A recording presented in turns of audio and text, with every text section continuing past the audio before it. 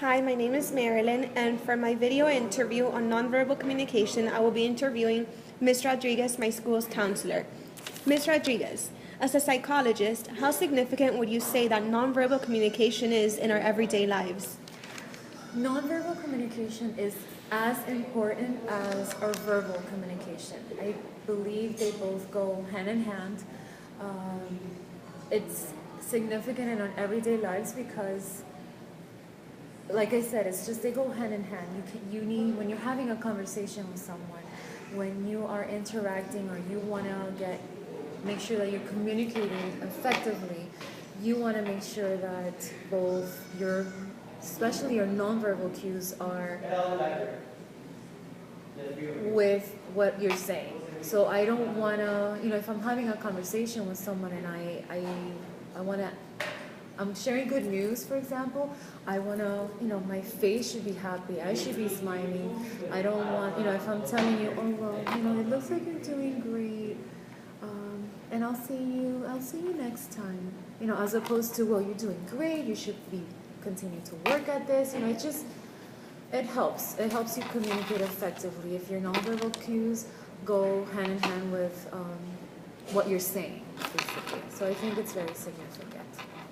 All right, and based on your experiences, how much can nonverbal communication reveal about an individual?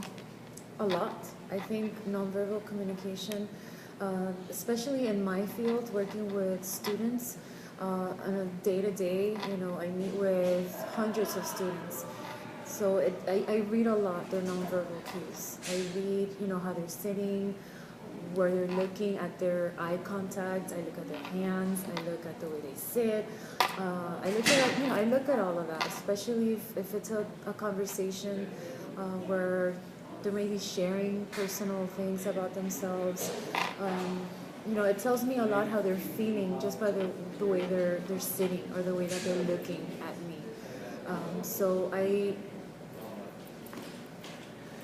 How does it impact our daily lives? At least my daily lives, my day-to-day. It just gives me more information, or it just helps me communicate or help the student more effectively just by reading at their nonverbal cues. Because sometimes we do it without noticing it. We're saying one thing, but then our body language says something else. So, without us noticing it, we are communicating just by not doing something, if that makes any sense. So it does have an impact. It does have an impact. And how can culture affect nonverbal communication?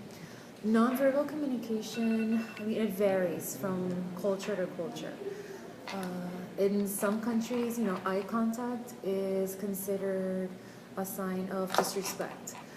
In our culture, eye contact is very important when you're communicating with another person. So in my case, if I have a student from the Haitian descent or Haitian community, they're very respectful. They're very so they might not look at me in the eye when I'm speaking to them. So, but they don't do it as a sign of disrespect. So having knowledge of that helps me, just kind of let them know, when, just let them know that they can look at me, or just by not taking it as a sign of disrespect, because I already know that that's not what they mean. The same as the Chinese culture as well. It's just being able to recognize those nonverbal cues that are in different cultures. All right, thank you for your time, Ms. Rodriguez. You're welcome.